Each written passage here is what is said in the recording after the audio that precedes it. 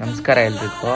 ಒಂದೇ ಒಂದು ಕಿವಿ ಮಾತು ಅಂದರೆ ಕೇಳಿ. ಬೆಟ್ಟಿಂಗ್ ಆಡೋರಿಗೆ, ಇಸ್ಪಿಟ್ ಆಡೋರಿಗೆ ಈ ರೀತಿ ತುಂಬಗಳ ಆ್ಯಪ್ಸ್ಗಳಿದೆ. ದುಡ್ಡು ಹಾಕಿದ ತಕ್ಷಣ ಅದು ಏನೋ ಏರೋಪ್ಲೇನ್ ದುಡ್ಡು ಹಾಕಿದ ತಕ್ಷಣ ಇನ್ನೊಂದು ಸ್ವಲ್ಪ ದುಡ್ಡು ಬಂದುಬಿಡುತ್ತೆ, ಒಂದು 10 ಪಟ್ಟಾಗುತ್ತೆ, ಒಂದು 20 ಪಟ್ಟಾಗುತ್ತೆ ಅಂತ ಬರ್ತಾರೆ. ಅವೆಲ್ಲ ಮಾಡೋರಿಗೆ ಹೇಳ್ತಾ ಇದ್ದೀನಿ. ಹೆಂಗೆ ಅಂದರೆ 100,000 ಜನದಲ್ಲಿ ಒಬ್ಬಂಗೆ ದುಡ್ಡು ಬರುತ್ತೆ. ಆ ಒಬ್ಬ ಯಾರೋ ಆಗಿರ್ತಾನೆ, ನೀವು ಆಗೋದೇ ಇಲ್ಲ, ಲೈಫಲ್ಲೂ ಆಗೋದು ಇಲ್ಲ. ಹೇಳ್ತೀನಲ್ಲ, ನಿಮ್ಗೆ ಯಾವುದೋ ಒಂದು ಆಸೆ ನಾಳೆ ಬರುತ್ತೆ, ಇವತ್ತು ಬರುತ್ತೆ ಅಂತ ಅರ್ಥ ಮಾಡ್ಕೊಳ್ಳಿ. ನಿಮ್ಗೆ ಆ ದುಡ್ಡು ಸಿಗಲ್ಲ.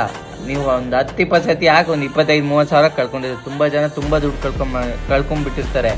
ಹಂಗಾಗಿ ಹೇಳೋದು ಏನಂದರೆ, ಎಷ್ಟು ಹುಷಾರಾಗಿರ್ತೀರ ಅಷ್ಟು ಹುಷಾರು. ನಿಮ್ಮ ದುಡ್ಡು, ನಿಮ್ಮ ಅಪ್ಪ ಅಮ್ಮನ ದುಡ್ಡು, ನೀವು ದುಡ್ಡಿರೋ ದುಡ್ಡೇ ಅದು.